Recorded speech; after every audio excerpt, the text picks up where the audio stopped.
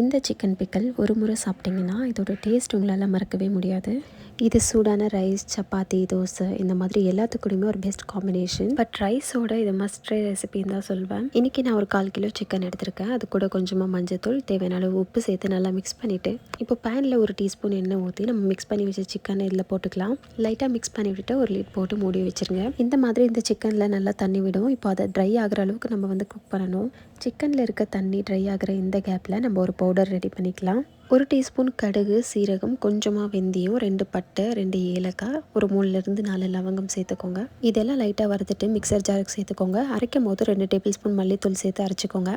இப்போ இந்த சிக்கனில் இருக்க தண்ணியெல்லாம் நல்லா ட்ரை ஆகிடுச்சு.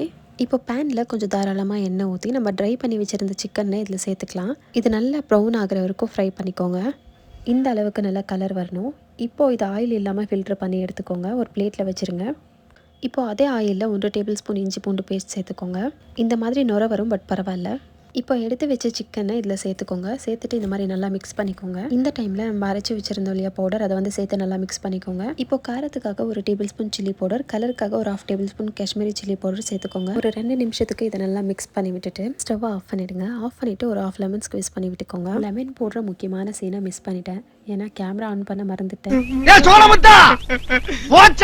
அவ்வளோதான், சிக்கன் பிக்கல் ரெடி. மறக்காமல் ட்ரை பண்ணி பாருங்கள். எப்படி இருந்துச்சுன்னு கமெண்ட்ஸில் சொல்லுங்கள். இதை சுட சுட சாதத்தோடு சாப்பிட்டு பாருங்கள், அப்படி இருக்கும்.